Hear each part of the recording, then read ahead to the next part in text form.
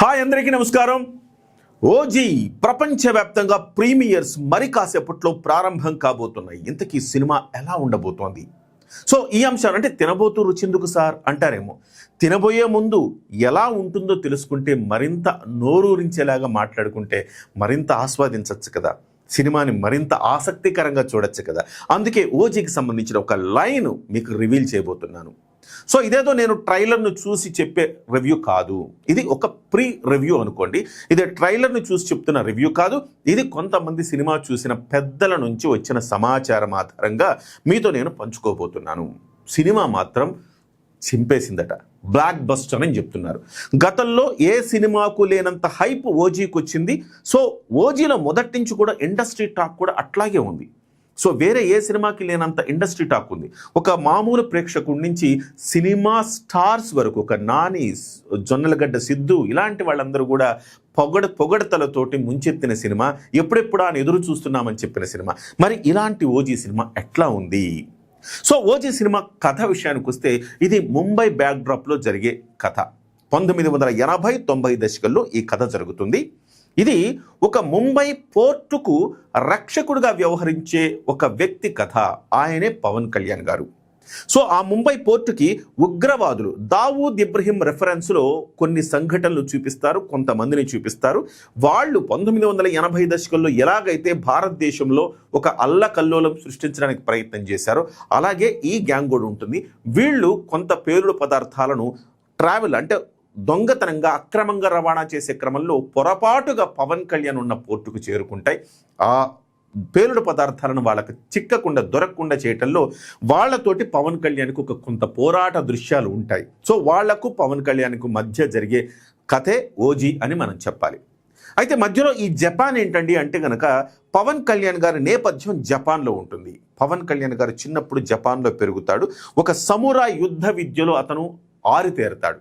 So అక్కడ ఒక gang ఉంటుంది. ఆ గ్యాంగ్ పవన్ కళ్యాణ్ గారిని చంపడానికి ప్రయత్నం చేస్తూ ఉంటుంది. సో అటు ఆ గ్యాంగు ఇటు ఈ గ్యాంగు మధ్యలో ఈ గ్యాంగ్ వార్ నడుస్తూ ఉంటుంది. అదే ఓజీ అని మనం చెప్పుకోవాలి. ఇందులో హైలైట్గా మనం చెప్పుకోవాల్సింది ఏంటంటే పవన్ కళ్యాణ్ గారు మొదటి 10 నిమిషాలు మాత్రం మనం కొంత ఓపిక పట్టాలి. ఒక 5-10 నిమిషాల పాటు పవన్ కళ్యాణ్ గారు కనపడరు. పవన్ కళ్యాణ్ గారి చిన్నప్పటి సన్నివేశాలు కనపడతా ఉంటాయి. బట్ ఇక్కడ ఒక సస్పెన్స్ ఉంది. అందులో పవన్ కళ్యాణ్ జూనియర్ పవన్ కళ్యాణ్ అకిరానా కాదా, ఇది మీరు సినిమా చూసే తెలుసుకోవాలి. అందరికీ ఒక రకంగా చెప్పాలంటే చాలా ఆసక్తి కొలిపింది. అకిరానందన్ ఈ సినిమాలో ఉన్నాడా అని కొన్ని సన్నివేశాలు చూస్తే అకిరానందన్ లాగే కనపడుతున్నాడు. చాలామంది కూడా అకిరానందన్ ఉన్నాడని చెప్తున్నారు, కొంతమంది కాదని చెప్తున్నారు. ఏదేమైనా ఇది మాత్రం మీరు సినిమా చూసే తెలుసుకోవాలి. మొదటి 10 నిమిషాల తర్వాత పవన్ కళ్యాణ్ గారి ఎంట్రీ నుంచి చివరి వరకు గూస్ బంప్స్ అనమాట. పవన్ కళ్యాణ్ గారి ప్రతి సన్నివేశం కూడా హై వోల్టేజ్ ఉంటుందని చెప్తా ఉన్నారు. ముఖ్యంగా పవన్ కళ్యాణ్ గారు ఇంటర్వెల్ తర్వాత ఒక పోలీస్ స్టేషన్ సన్నివేశం ఉంటుంది. రోమాలు నిక్కపొడుచుకుంటాయి, సీట్లలోంచి మనం అలా లేచి చూడాలి అంటున్నారు. అంత అద్భుతమైన సన్నివేశం. మనకు ట్రైలర్లో చిన్న పార్ట్ మాత్రమే చూపిస్తారు. ఆ పోలీస్ స్టేషన్ సన్నివేశం మాత్రం అసలు పూనకాలు తెప్పిస్తుంది అంటే అతిశయోక్తి కాదు. పవన్ కళ్యాణ్ గారు ఒక రకంగా చెప్పాలంటే ఒక జపనీస్ మాట్లాడతారు, మరాఠీ మాట్లాడతారు, తెలుగు మాట్లాడతారు, అట్లా 3-4 హిందీ, తర్వాత 3-4 లాంగ్వేజెస్లో ఇందులో పవన్ కళ్యాణ్ గారు మాట్లాడతారు. అలాంటి సన్నివేశాలు కూడా ఉన్నాయంటున్నారు. ఓవరాల్గా చెప్పాలంటే పవన్ కళ్యాణ్ గారి స్టామినాకు, పవన్ కళ్యాణ్ గారి ఒక చరిష్మాకు, పవన్ కళ్యాణ్ గారి బాడీ యాటిట్యూడ్కు కరెక్ట్గా అచ్చుగుద్దినట్టు నప్పే సినిమా ఇది అంటున్నారు. సో సినిమా మధ్యలో హీరోయిన్తో ఒక 30 గంట హీరోయిన్తో మంచి సన్నివేశాలు ఉంటాయి. ఒక మెలోడియస్ ఒక ప్రేమ కథా చిత్రం కనబడుతుంది అని చెప్తున్నారు. ఒక మంచి ఫెరోషియస్ ఫైటింగ్ మోడ్లో నుంచి అలా తీసుకొచ్చి ప్రేమలో అలా ముంచి అలా మళ్ళీ తీసుకెళ్ళిపోతారని చెప్తున్నారు. సో మొత్తం మీద అయితే ఈ సినిమా చివరి వరకు ఆద్యంతం పవన్ కళ్యాణ్ గారు పవర్ ప్యాక్డ్ యాక్షన్ థ్రిల్లర్తో కొనసాగుతుంది అని చెప్తున్నారు. ఎస్పెషల్లీ పవన్ కళ్యాణ్ గారు కొన్ని సన్నివేశాల్లో చాలా వీరోచితంగా చేశారు అని చెప్తున్నారు. ముఖ్యంగా పవన్ కళ్యాణ్ గారు రీఎంట్రీ ఇచ్చే దృశ్యాలు మాత్రం అద్దరహు అంటున్నారు. మనం కొన్ని ట్రైలర్లు చూసాము. పవన్ కళ్యాణ్ గారు మాట్లాడుతూ ఉంటారు, ముంబై వస్తున్న తలలు జాగ్రత్త అంటారు. ఆ సన్నివేశాలు మొత్తం సినిమాలో కేక పుట్టిస్తాయట. ఇకపోతే ఒక థ్రిల్లింగ్ అంశం ఏంటంటే ఓజీకి పార్ట్ 2 ఉంది. ఒక లీడ్ ఇచ్చి వదిలేస్తారు. ఆ పార్ట్ 2లో మాత్రం హీరో ఎవరో తెలుసా? అకిరానందన్.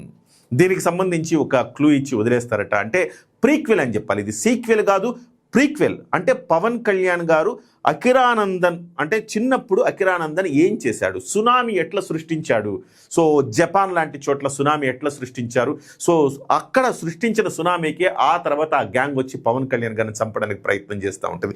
ఇది మొత్తం కూడా కథాగమనం. సో ఓవరాల్గా చూస్తే కనుక మ్యూజిక్తో చంపేశాడు తమన్ అని చెప్తున్నారు. అసలుకి దద్దరిల్లే లాగా మ్యూజిక్ ఉంటుంది. అలాగే పవన్ కళ్యాణ్ గారి సన్నివేశాలు, ప్రతి సన్నివేశం ఒక ఎంట్రో సీన్ లాగా ఉంటుంది, ఒక ఎలివేషన్ సీన్. అంటే పవన్ కళ్యాణ్ మొదట హీరో వస్తుంటే ఎట్లా ఉంటుందో అలాంటి ఎంట్రో సీన్ లాగా ప్రతి సన్నివేశం ఉంటుందని చెప్తున్నారు. ఓవరాల్గా సినిమా మాత్రం 5కు 5 అంటే ఒక బ్లాక్ బస్టర్ అని చెప్తున్నారు. నేను సినిమా చూసిన వాళ్ళు నాకు చెప్పిన రివ్యూ నేను మీకు అందిస్తున్నాను. అయితే ఇది 10 గంటలకు కరెక్ట్గా 10 గంటలకు మీకు ఈ రివ్యూని ఇవ్వబోతున్నాను. నేను ఆల్రెడీ చేసేటప్పుడు ఇది టైం ప్రస్తుతం 6:30 అయింది సాయంత్రం. సో మీకు 10 గంటలకి ప్రీమియర్ పడేటప్పుడే ఈ రివ్యూ మీ దగ్గరికి వచ్చేస్తుంది. నమస్తే.